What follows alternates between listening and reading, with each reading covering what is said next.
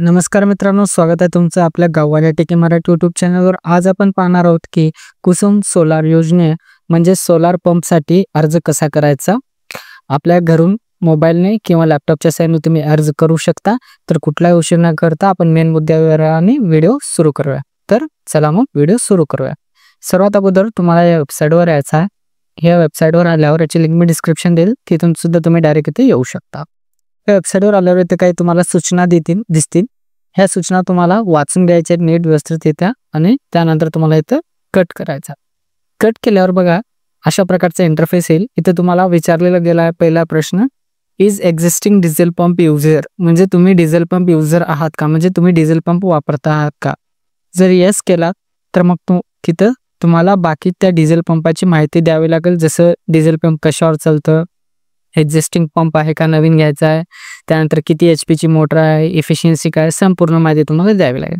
आणि जर तुम्ही डिझेल पंप वापरत नाही तर सरळ इथं नो या बटनावर येसच्या जागी नो क्लिक सिलेक्ट करायचं आहे मित्रांनो. त्यानंतर तुम्हाला पर्सनल डिटेल टाकायचे आहे मित्रांनो. पर्सनल डिटेलमध्ये तुम्ही तुमचा आधार कार्ड नंबर जो पण असेल तो इथं भरून द्यायचा आधार कार्ड नंबरच्या बॉक्समध्ये. त्यानंतर राज्य ऑटोमॅटिकली निवडलेलं असेल महाराष्ट्र.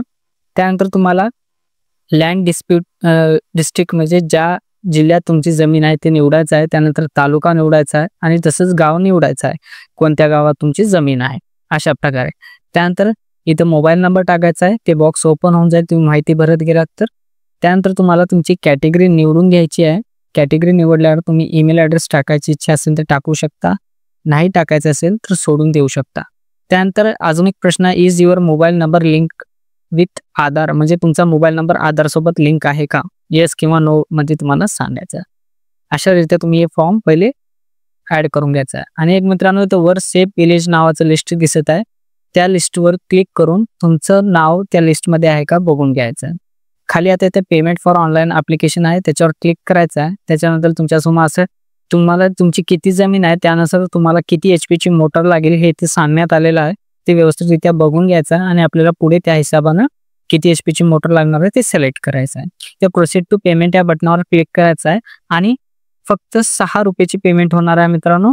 6 रुपयाची पेमेंट करायचं आहे तुम्हाला. इथं प्रोसीड टू पेमेंट असं पॉपअप आहे, याच्यावर क्लिक करायचं आणि 6 रुपयाची पेमेंट तुम्हाला तुमच्या फोनपे किंवा गुगल पेने करून द्यायचा. पण पेमेंट करताना मित्रांनो एक गोष्ट लक्षात घ्या, प्रोसीड टू पेमेंट केल्यावर इथं काही माहिती भरायची आहे. ती माहिती कशासाठी भरायची मी दाखवतो तुम्हाला. बिलिंग इन्फॉर्मेशन येईल. इथे तुम्हाला बिलिंग इन्फॉर्मेशनमध्ये सर्वात अगोदर तुमच्या आधार कार्डवर जसं नाव आहे जसं बिलिंग नेममध्ये त्या प्रकारे नाव लिहून घ्यायचं आहे. त्यानंतर ॲड्रेसमध्ये तुमच्या बिलिंग आधार कार्डवर जे ॲड्रेस आहे त्याप्रमाणे लिहून घ्यायचं आहे. त्यानंतर तुम्हाला पिनकोड टाकायचा आहे, झिप कोडमध्ये. त्यानंतर सिटी म्हणजे शहर निवडायचं आहे, राज्य निवडायचं आहे. त्यानंतर सिलेक्ट कंट्रीमध्ये इंडिया करायचं आहे आणि शेवटी मोबाईल नंबर टाकायचा आहे. आणि त्याच्यानंतर खाली आता पेमेंट इन्फॉर्मेशनच्या जागी संपूर्ण तुम्हाला credit card, net banking, UPI, PhonePe, Google Pay option दिसतील, त्याच्यानं तुम्ही पेमेंट करून घ्यायचे.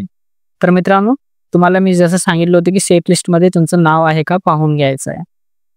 तर अशा प्रकारे नंतर तुम्ही इथं अजून पुन्हा याच वेबसाईटवरील पुन्हा ही सूचना कट करायची आहे. कट केल्यावर पुन्हा तुम्ही जे माहिती अगोदर भरलात त्याच प्रकारे इथं माहिती भरून घ्यायची आहे मित्रांनो. सेम आता आपण अगोदर जसं भरलो तसंच भरून घ्यायचं आहे. तर जो सेफ विलेज लिस्टचा मी सांगत होतो मित्रांनो, तर त्या लिस्टमध्ये जर तुमचं नाव असेल तरच तुम्हाला सोलार योजना पंप भेटेल. ठीक आहे मित्रांनो. तर एकदा फॉर्म भरण्या अगोदर खात्री करून घ्या की तुमच्या गावचं नाव त्या लिस्टमध्ये आहे का. पुन्हा तुम्हाला पेमेंटचं ऑप्शन येईल, पुन्हा पेमेंट करायचं आहे. आता पेमेंट कट होणार नाही मित्रांनो, पेमेंट एकदाच होणार आहे. फक्त तुम्हाला ते ऑप्शन येईल. त्यानंतर तुमच्यासमोर असा पेज उघडेल जिथे तुम्हाला 5 मिनिटाचा टाइम असेल. आता इथून आपल्याला ॲप्लिकेशन सुरू करायचं आहे मित्रांनो. आपण आता अगोदर रजिस्टर केलं होतं, आता आपल्याला चालू करायचं ॲप्लिकेशन भरायला. ठीक आहे मित्रांनो. आता इथं सेफ विलेज लिस्ट जे मी सांगितलं होतं त्याच्यामध्ये नाव असेल तरच तुमचा ह्या योजनेसाठी तुम्ही पात्र आहात मित्रांनो. ठीक आहे, लक्षात घ्या. आता सर्वात अगोदर आपण हे जे एक्झिस्टिंग डिझेल पंप युजर हे तर माहिती भरलेली आहे. त्यानंतर पर्सनल लँड डिटेल्स ॲप्लिकेशन हे सुद्धा आपण रजिस्ट्रेशनच्या वेळेस भरलेले आहे. त्यामुळे ही दोन्ही गोष्टी आपल्याला भरायची आवश्यकता नाही. ठीक आहे, हे ऑटोमॅटिकली आपण ऑलरेडी भरलेले आहेत, त्यामुळे आता हे भरायची आपल्याला आवश्यकता नाही. आता फक्त तुम्हाला सबमिट ॲप्लिकेशन याच्यावर क्लिक करायचं, कारण आपण फक्त आता रजिस्टर केलं, अजून ॲप्लिकेशन सबमिट केलं नाही. तर इथं पर्सनल आता इथं आपल्याला पर्सनल लँड डिटेल्स टाकायचे आहेत मित्रांनो. लँड डिटेल्समध्ये तुमचा तालुका निवडा. त्यानंतर तुम्हाला तुमचा गट क्रमांक टाकायचा आहे. सर्वात अगोदर तुम्हाला होल्डिंग नंबर, खाते क्रमांक टाकायचा आहे. त्यानंतर तुमची जमीन स्वतःची आहे का सामायिक आहे ते निवडायचं आहे. त्यानंतर हिस्सा क्रमांकमध्ये तुम्हाला गट क्रमांक टाकायचा आहे. त्यानंतर लँड किती आहे, कशा प्रकारचा ते निवडायचं आहे. त्यानंतर टोटल लँड किती हेक्टरमध्ये ते ऑटोमॅटिकली फेच करून घेईल तुमच्या ह्याच्यावरून. ठीक आहे मित्रांनो. त्यानंतर तुम्हाला नाव निवडायचं आहे. त्यानंतर तुम्हाला तुमचं आडनाव टाकायचं आहे. असेल तर सर्व माहिती जवळपास तर येते मित्रांनो, पण काही वेळेस काही माहिती येत नाही, तर ती माहिती जी माहिती येत नाही ती भरून घ्यायची. बाकी सर्व माहिती ऑटोमॅटिकली येऊन जाईल मित्रांनो. ठीक आहे. जसं आता इथं सरनेम जमदाडे आलं नव्हतं तर मी भरून घेतलो, तर तुम्ही ते भरून घ्यायचे. आणि तुमची कास्ट कॅटेगरी 100% निवडा मित्रांनो. कास्ट कॅटेगरीनुसारच तुम्हाला अनुदान मिळणार आहे. ठीक आहे मित्रांनो. आता इथं माझं ओपन असल्यामुळे ओपन निवडलेलं आहे आणि सबमिट ॲप्लिकेशन या बटनावर क्लिक केल्यावर अशा प्रकारच्या माझ्यासमोर एक मेसेज येईल, do you want to submit details. तर इथे येस एस कंटिन्यू या बटनावर क्लिक करायचं आहे. येस या कंटिन्यू बटनावर क्लिक करून तुम्ही ॲप्लिकेशन सबमिट, आणि काही प्रॉब्लेम असेल तर नो कॅन्सल करून एडिट करू शकता. नसेल तर येस कंटिन्यू या बटनावर क्लिक करून पुढे जाऊ शकता. त्यानंतर पुढे गेल्यावर आपल्याला थोडा वेळ वेट करायचा आहे. त्यानंतर आपल्याला एक तुमच्या रजिस्टर मोबाईल नंबरवर OTP येईल. ती OTP तुम्हाला या बेनिफिशियरी OTP व्हेरिफिकेशन या बॉक्समध्ये टाकून घ्यायचा आहे आणि व्हेरीफाय OTP करायचा आहे. तुम्ही रजिस्टर करताना जो मोबाईल नंबर तुम्हाला विचारला गेलो होता आणि तुम्ही टाकला होता त्याच्यावरच OTP येईल मित्रांनो, तो तुम्हाला इथे टाकून घ्यायचा आहे. टाकून घेतल्यावर व्हेरीफाय OTP या बटनावर क्लिक केल्यावर पुन्हा तुमच्या मोबाईल नंबरवर एक ॲप्लिकेशन नंबर येईल आणि पासवर्ड येईल. ते ॲप्लिकेशन नंबर आणि पासवर्ड दोन्ही टाकून घ्यायचे तिथे बेनिफिशियरी लॉग इनमध्ये. ॲप्लिकेशन पासवर्ड दोन्ही टाकून घेऊन तुम्ही लॉग इन करा. आणि जर तुम्ही पुन्हा कधी आलात आणि ॲप्लिकेशन पासवर्ड विसरलात तर फॉरवर्ड पासवर्ड किंवा forward recent user name and password याच्यावर क्लिक करून पुन्हा सुद्धा तुम्ही मिळवू शकता. तर आता आत्ताच आपल्या इथं आलेला आहे, तर आपण टाकून घेऊन लॉग इन करून घेऊ.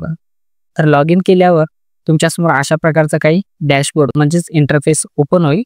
इथे तुम्हाला संपूर्ण माहिती दिली जाईल की कोणती योजना आहे, तुमचा नंबर काय, ॲप्लिकेशन नंबर, बेनिफिशियरीचं नाव काय, लाभार्थ्याचं मोबाईल नंबर काय आहे, कोणत्या स्कीमच्या टाईपमध्ये येते ते संपूर्ण माहिती. आणि पण ॲप्लिकेशन स्टेटसमध्ये एक आहे मित्रांनो, इनकम्प्लीट फॉर्म.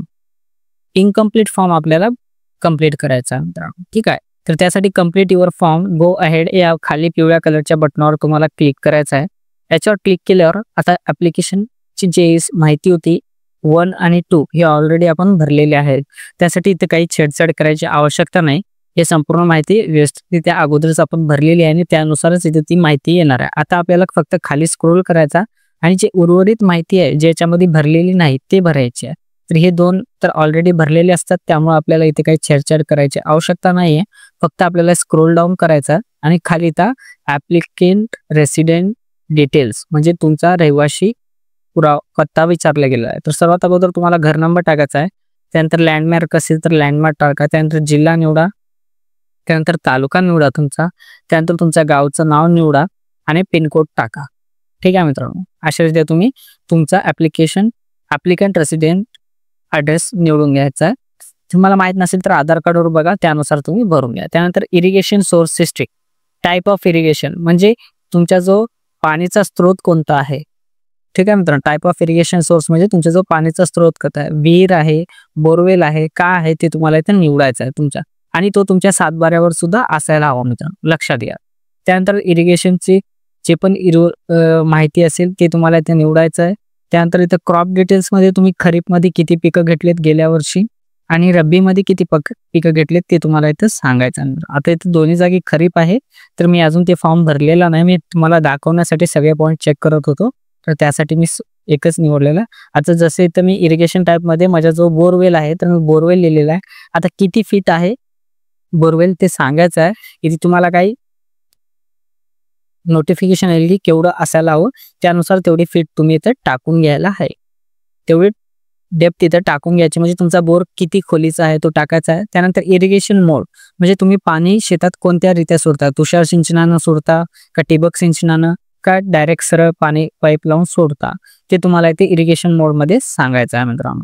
ते तुम्ही इथं ऑप्शन त्याच्यावर क्लिक केल्यावर तुमचा जो ऑप्शन येतील, जसे आता मी तुषार सिंचनानं सोडतो तर मी तुषार सिंचन निवडलेलं आहे. तसंच आता आपल्याला उर्वरित माहिती भरायची, जसे क्रॉप डिटेल असतील.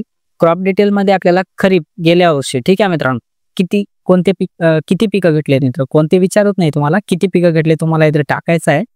आणि तसंच पुढे अजून एक आहे क्रॉप टाईप लास्ट इयर, इथं तुम्हाला रब्बी निवडायचं. मी खरीप निवडलेलं आहे, पण इथं रब्बी निवडून किती घेतलेलं आहे ते टाकायचं आणि हे तुमच्या सातबाऱ्यावर नोंद असायला हवी मित्रांनो त्याची. ठीक आहे, आता डिजिटल सातबाऱ्यावर सगळ्याची नोंद येते.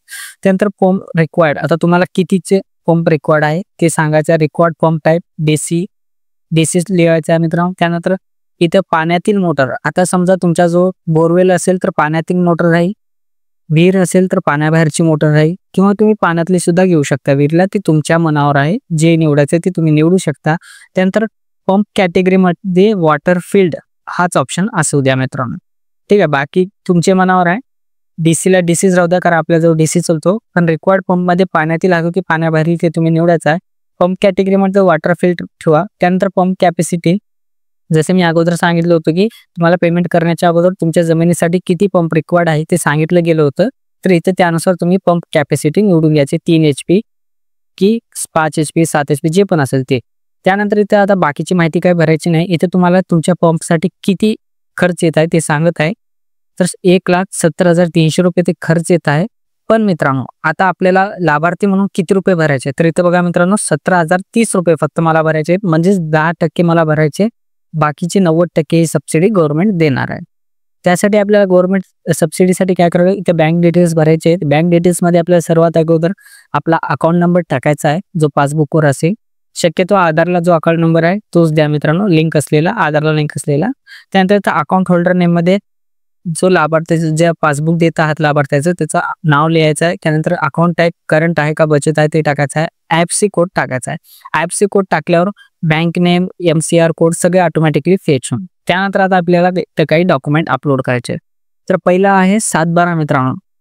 तर 7/12 लक्ष द्या मित्रांनो, जर तुमचं शेत सामायिक असेल तर तुम्हाला एक ना हरकत प्रमाणपत्र, ज्याला NOC म्हणतो, जे इतर खातेदार आहे सामायिकमध्ये त्यांच्याकडून घ्यावं लागेल. आणि जर तुम्ही एकूण एक मालक असाल तर मग तुम्ही डायरेक्टली इथं जो डिजिटल 7/12 असतो तो डिजिटल 7/12 इथं अपलोड करू शकता. ठीक आहे मित्रांनो, इथं 7/12च्या ऑप्शनमध्ये चूज फाईल या बटनावर क्लिक करून तुम्ही डायरेक्टली JPG, PNG किंवा PDF फॉर्मॅटमधली फाईल अपलोड करू शकता. जास्तीत जास्त 2 MBची त्याची साईज असायला. त्यानंतर आधार कार्ड आहे मित्रांनो, तुम्हाला आधार कार्ड डाउनलोड करायचं आहे, किंवा तुमचा जो आधार कार्ड असेल तर त्याची पुढची आणि मागची बाजू दोन्ही स्कॅन करून एक PDF बनवायचा आणि ते आधार कार्ड कॉपीमध्ये अपलोड करायचं आहे.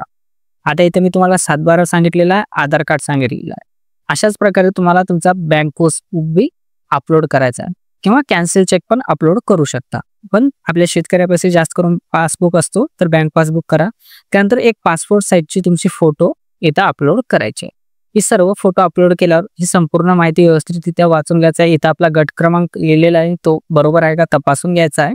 गट क्रमांक ही माहिती वाचून घेऊन गट क्रमांक तपासून घेऊन डिक्लेरेशन आहे मित्रांनो, ते एक चेकबॉक्स आहे त्याच्यावर तुम्हाला क्लिक करायचं आहे. आणि क्लिक केल्यावर सबमिट या बटनावर क्लिक करायचं आहे. सबमिट या बटनावर क्लिक केल्यावर आपलं ॲप्लिकेशन आता सबमिट होईल. त्यानंतर आपण जे हे फॉर्म भरण्या अगोदर आपण एक ॲप्लिकेशन ID बघितलं होतं. इथं बघा, are you sure, do you want to submit details असं म्हणलेलं आहे. तर इथे येस कंटिन्यू करून टाकायचं, कारण आपल्याला अर्जच करायचा आहे. त्यासाठी आपण येस कंटिन्यू करतो. जर काही प्रॉब्लेम असेल तर नो कॅन्सल करायचा आणि त्याला चेंजेस करून घ्यायचे. पण आपण ते सगळे बघूनच पुढे जाणार आहोत, त्यामुळे येस कंटिन्यू करायचं आहे मित्रांनो. येस कंटिन्यू केल्यावर आता आपण जिथून आलो होतो, जिथं आपलं ॲप्लिकेशन ते पूर्ण होतं तिथंच आपण येणार आहोत. आणि तिथं आपल्याला इनकम्प्लीट होतं बघा मित्रांनो, ॲप्लिकेशन स्टेटस इनकम्प्लीट होतं. आता बघा आपलं ॲप्लिकेशन स्टेटस ॲप्लिकंट सबमिटेड हा आलेला आहे, बरोबर आहे. आता इथे आपल्याला डाउनलोड ॲप्लिकेशन नावाचा ऑप्शन आहे, याच्यावर क्लिक करून तुम्ही आपल्या फोनमध्ये आपलं ॲप्लिकेशन अर्ज डाउनलोड करून ठेवू शकता किंवा प्रिंट करू शकता. ज्यावेळेस तुमचा नंबर लागेल त्यावेळेस तुम्हाला ते अर्ज घेऊन जाऊन ते बाकीचे जे साहित्य खरेदी करून डॉक्युमेंट आणि बिल अपलोड करायचं असते. अशा रीत्या तुम्ही आपला घर बसल्या मोबाईलने किंवा कम्प्युटरच्या सहाय्याने, लॅपटॉपच्या सहाय्याने महाकृषी ऊर्जा अभियान, ज्याच्या अंतर्गतच कुसुम सोलार योजनेअंतर्गत आपल्याला सौर पंप दिला जाते शेतकऱ्याला, त्यासाठी अर्ज करू शकता. तर हा व्हिडिओ कसा वाटला मित्रांनो नक्की सांगा. व्हिडिओ आवडला असेल तर लाईक्स करा आणि आपल्या इतर शेतकरी बांधवांना सुद्धा शेअर करा. आणि जर तुम्हाला काही हरकत नसेल तर तुम्ही कोणत्या जिल्ह्यातून हा फॉर्म भरत आहात ते कॉमेंटमध्ये सांगा.